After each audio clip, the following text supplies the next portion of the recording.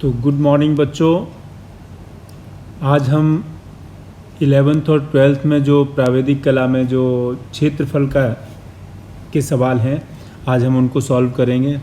तो सबसे पहले स्टार्ट करते हैं निर्णय नंबर 1। एक आयत बनाओ जो क्षेत्रफल में त्रिभुज क ख ग का 2 गुना हो, जिसका आधार ख ग बराबर 5 सेंटीमीटर तथा भुजाएं का ग क्रमशः 3 सेंटीमीटर तथा 4 सेंटीमीटर है। तो सबसे पहले हमें एक त्रिभुज बनाना है। त्रिभुज की लंबाई और आधार दे रखा है। आधार हमारा ख ग 5 सेंटीमीटर है, 5 सेंटीमीटर है। और का जो है क ख बराबर 3 सेंटीमीटर और क ग बराबर 4 सेंटीमीटर ये दिया गया है।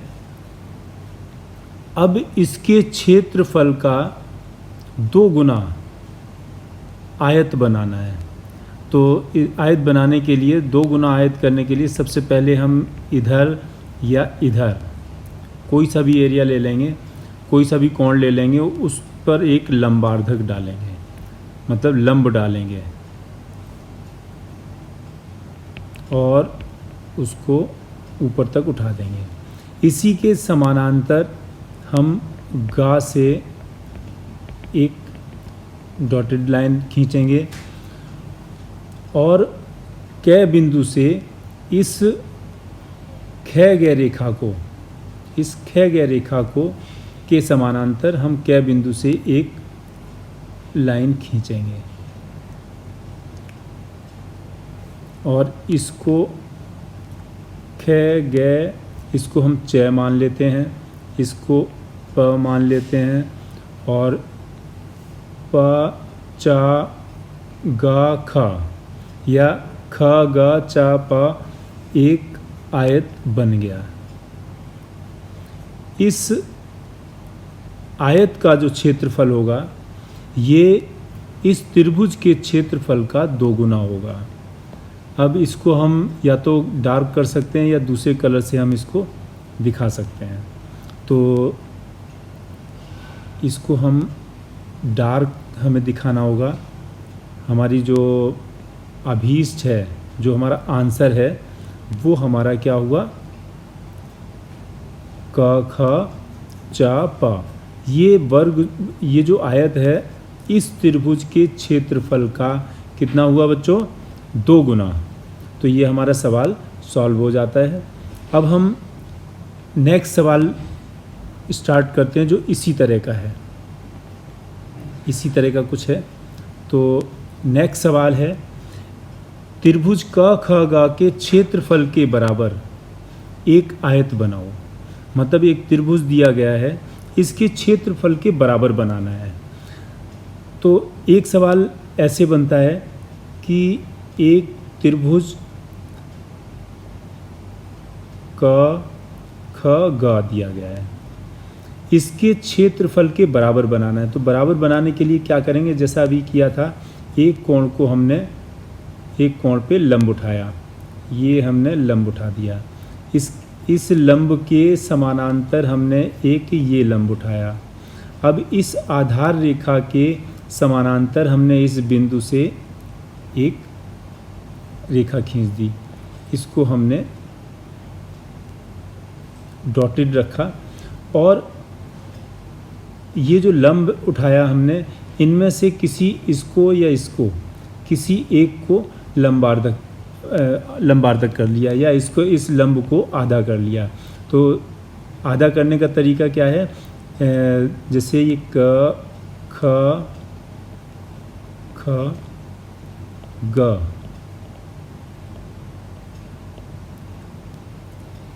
इसके क्षेत्रफल के बराबर करना है। तो हम क्या करेंगे, ग ख क ख ग घ, ये आयत बन गया। अब हम ख और ग या घ और ख, घ और क को आधा करेंगे। आधा करने का तरीका सबको पता है।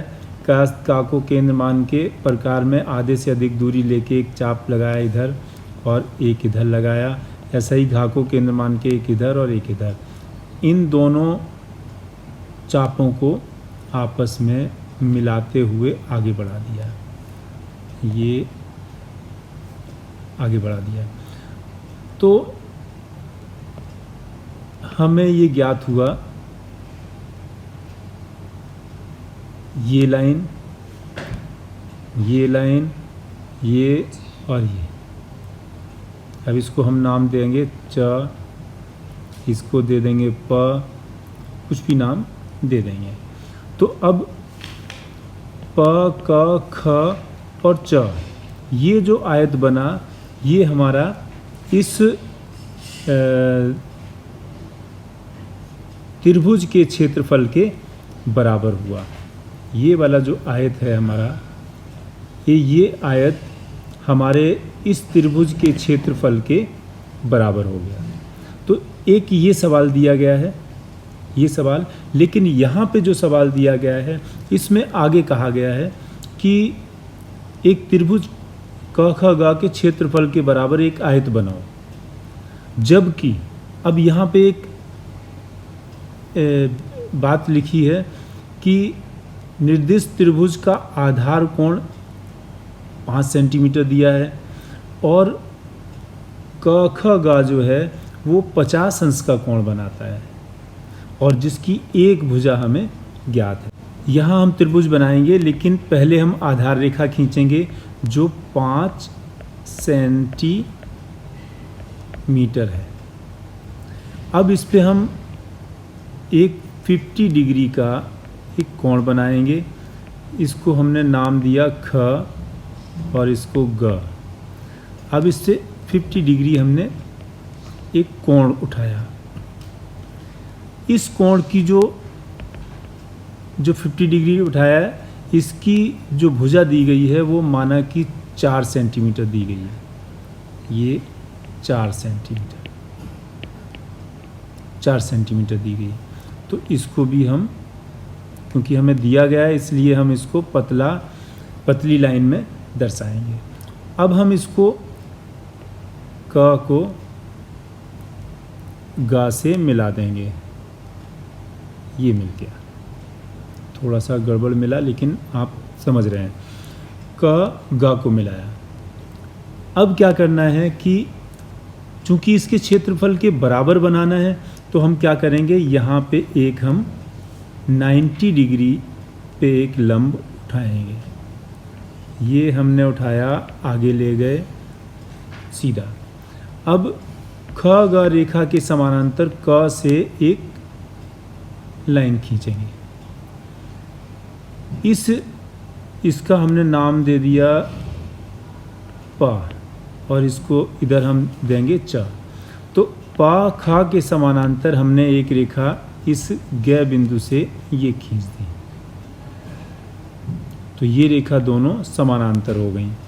अब क्या करना है, यहाँ पे हमने आधे से अधिक दूरी लेके एक चाप ऊपर इधर और इधर लगाया, ऊपर, और एक को नीचे लगा दिया। इन दोनों को मिलाते हुए आगे बढ़ा दिया। आगे बढ़ाते हुए लाए और हमने यहाँ तक मिला दिया। अब ये जो रेखा है, ये और ये, तो जैसा हमने ये वाला सवाल बताया था आपको, इसमें सिर्फ कोण का अंतर आया है और एक भुजा दी गई है और ये दोनों सवाल एक से ही हैं, बस अंतर सिर्फ इसका कोण का है। तो ये जो त्रिभुज था इसके क्षेत्रफल के बराबर ये वर्ग वो आयत बन जाता है।